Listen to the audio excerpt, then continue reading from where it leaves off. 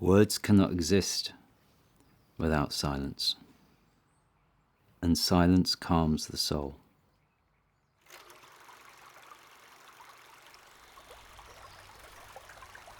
The silence within nature is healing.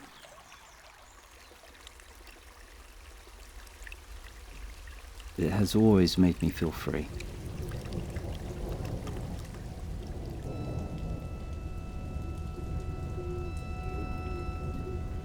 "25 years ago, that was taken away from me.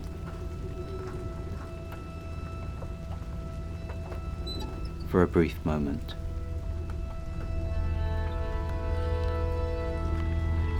So I was crossing the park on my way to my parents.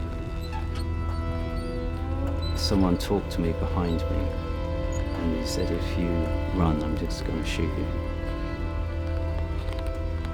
The gun was at my head, and I just heard this voice.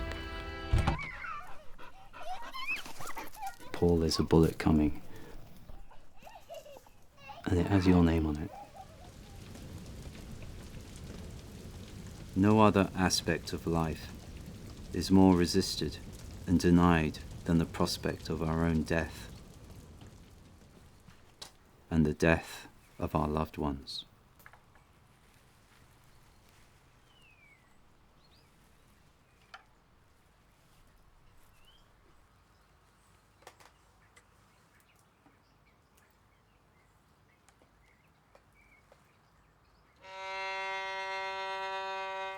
During the near-death experience,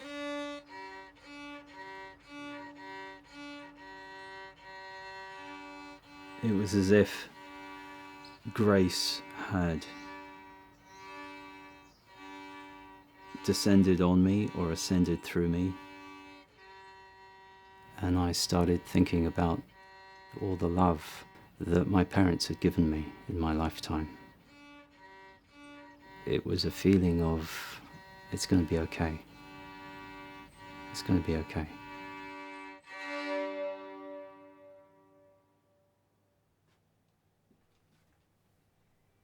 My second husband was an amazing man. He loved everybody. When I married him, I felt as though I had finally found what I'd been looking for my whole life.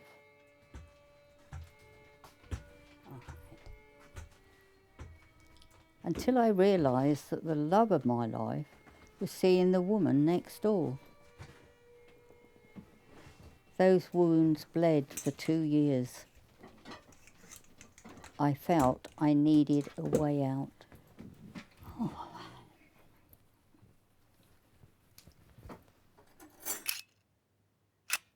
I worked as a secretary. There was a room in which we kept all the old files. Thank you. And that was where I decided my life would end. I had taken a substantial amount of powerful opioid drugs. I went up to the room, sat in the corner, and waited for the inevitable. I saw a pathway, a bright expanse of light. A lady whom I didn't recognise came forward. She was waving her finger, and she looked at me and she said, "Diane, you must go back, your time has not yet come." And with her saying that, I fell back into my body.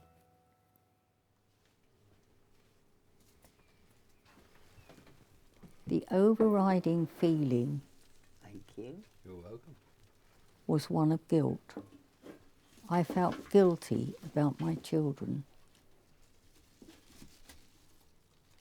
And I'm not in contact with my daughter.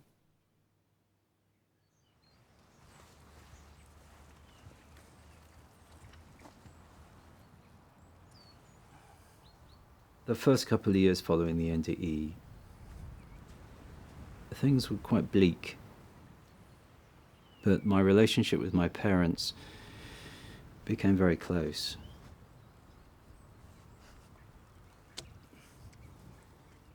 The last 12 hours of my father's life were the most difficult and yet beautiful hours of my life.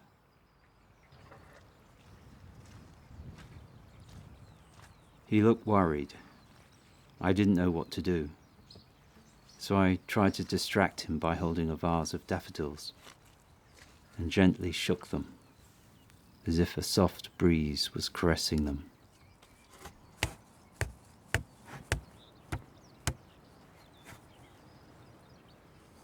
I said, "Just look at the daffodils, Dad. Look how beautiful they are. We are all with you. Our love will always be with you."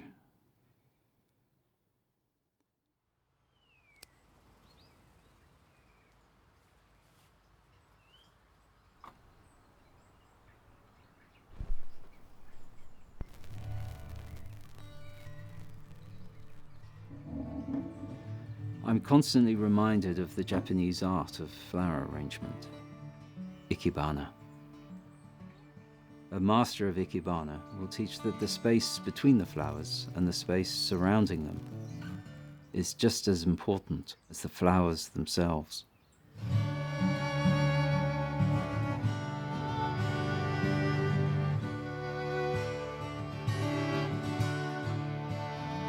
To appreciate ikebana fully, a change in one's habitual perspective is required.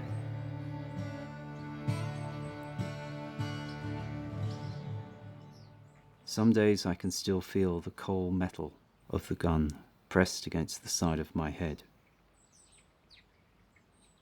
Maybe part of me did die that evening, and maybe that's a good thing. Maybe that's why I appreciate silence.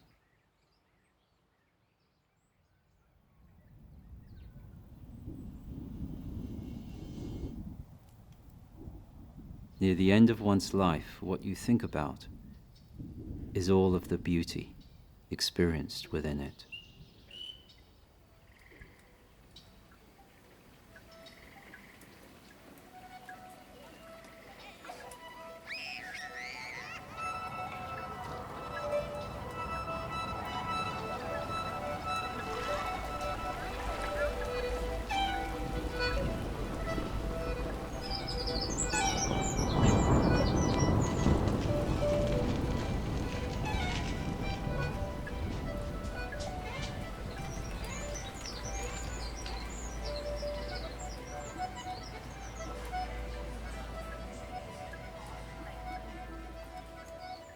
I remember that feeling of walking the thin line between life and death.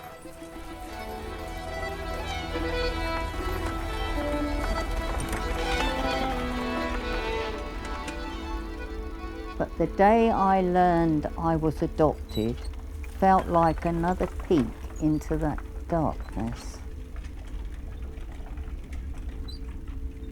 I eventually found my birth sister, who showed me a picture of a very familiar woman. The woman who reminded me that it wasn't yet my time and sent me back to my body.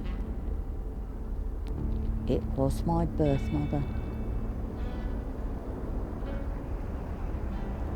In both of these moments, I felt my life was circling back to where it began.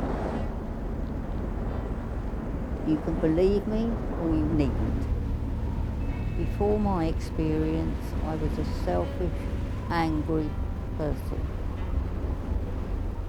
I've learnt that I have a purpose here, more than the man I chose to marry.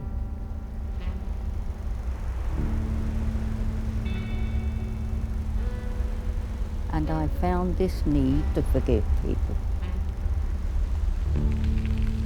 I got in touch with my daughter, and we are so much alike, it's absolutely ridiculous. She's 62 now. And we're just going to make the most of the rest of our lives.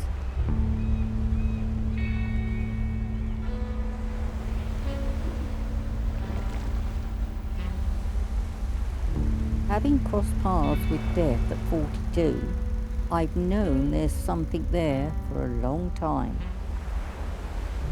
And when I look at people after they've had their time, the peace on their face is wonderful.